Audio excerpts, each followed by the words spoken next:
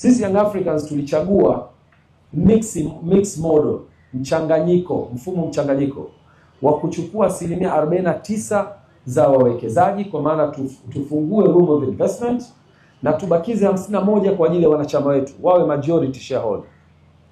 Na faida yake ni kwamba una maintain emotional connection, bado club inakuwa ni wanachama, lakini unafungua room of investment ambayo haipo kwenye public football club. Lakini zaidi ya hapo, tukajifunza eneo la pili la structure ya uongozi, ambayo sisi tulikuwa Young Africans ilikuwa na tunawaita wale wadhamini kwenye structure yetu ambao kwa 5. Kuna Excom ambayo ina mwenyekiti na wajumbe wa kamati ya utendaji, kuna AGM kwa maana mkutano mkuu wa wanachama ambao ni decision body ya club, alafu kuna secretariat kwa maana GS au CEO na watendaji. Sisi tukasema hii tuna maintain structure. Tunakuja na structure yetu mpya ambayo pila hii itaendelea kubaki vile vile. Mkutano mkuu wa wanachama utakuwepo, wadhamini watakuwepo, Excom itakuwepo na CEO kwa maana mtendaji atakuwepo. Lakini sisi tunafungua milango mingine miwili. Tunatengeneza pillars nyingine mbili.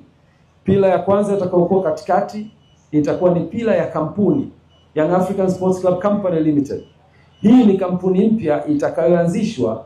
Kampuni hii dhamira yake ni kuwachukua Young African Sports Club na kuwachukua wawekezaji ambao ni pila ya 3, kuwaleta pamoja hapa katikati kwenye pila itakayokuwa ni kampuni. Na hii pila itahusisha 51% za Young Africans na 49% za wawekezaji.